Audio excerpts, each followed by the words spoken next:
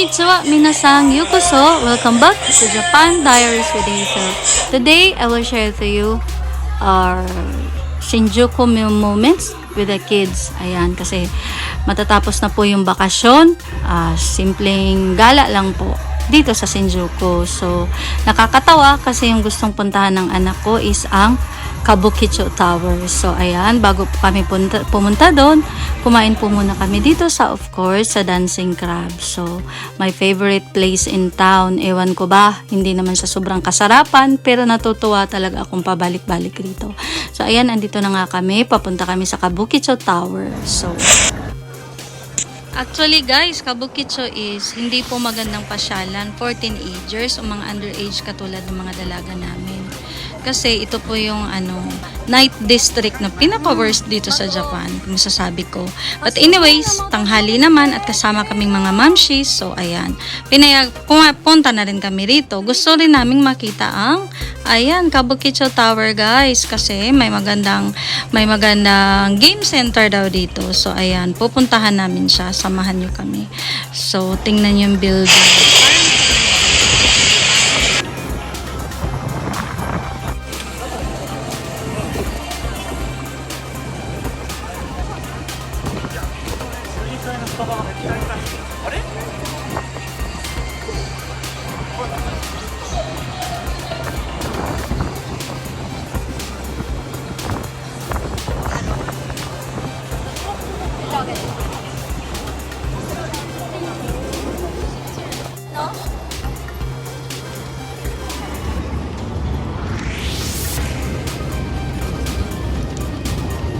Let's go!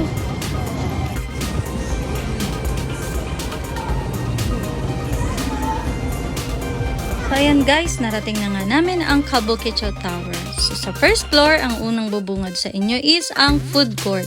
Food court na kakaiba kasi ang lahat na nandito is puro izakaya. So mamimili lang kayo kung saan nyo trip na kumain. And mga busog na kasi kami, so hindi na namin trinay. At ito na nga, yung second floor naman ito is ang amusement park, which is the game center. So dito ang gustong puntahan ng mga dalaga namin. So dito kami nagtagal guys. And the other floor naman po is parang conservatory. So may mga nakadisplay na hindi ko maintindihan. So makikita niyo po yan sa video. And meron din pong cinema rito. And of course, the last floor po is yung hotel. So I guess pwede rin po yatang puntahan ang rooftop. Pero hindi namin trinay. So if you have time, makapasyal kayo dito sa Tokyo. Itry nyo rin pong dumaan dito. At pwede kayong mag-dine in or maglaro dito sa game center. Or kayo manood ng sine. So 'di ba para kakaibang experience naman.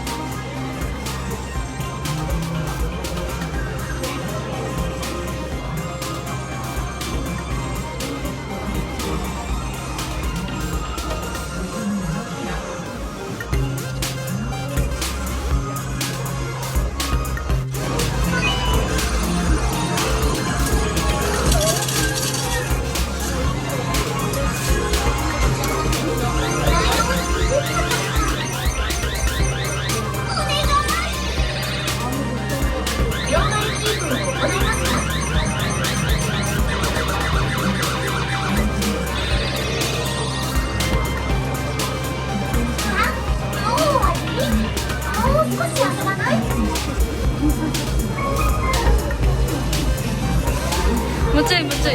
야, 겁나. 그래 dami na. Siramet? Stress na. Umusunod siya. Mulai natin. Tarik, tarik.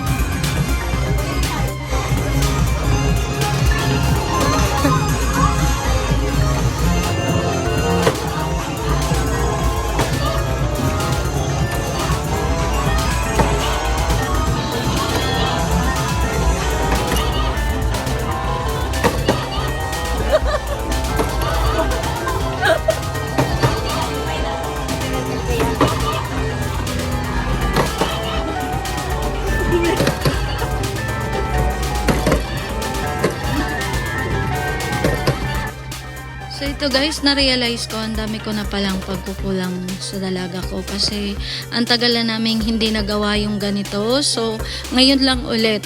So kahit pala gano tayo ka-busy o kahit gano kadaming trabaho, kahit konting oras o kahit hindi man palagi, kailangan na makasama sila sa simpleng hilig nila or sabayan sila sa mga gusto nila or saan man sila gustong pumunta.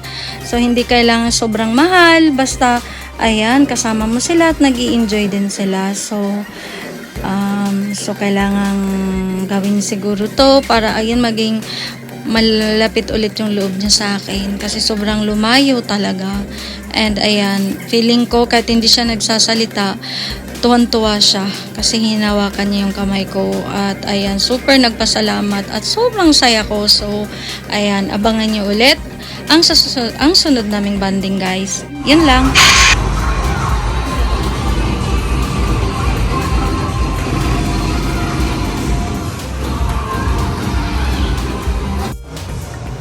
Kire da ne, sige na. Hayri nai daって。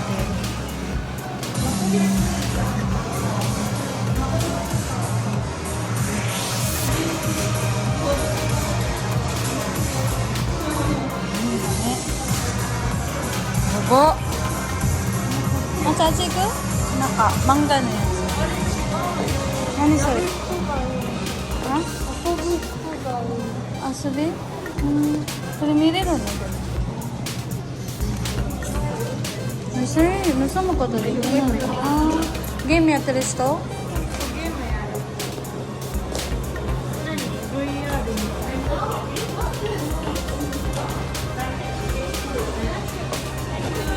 ？Uwian na, tapos ng gala.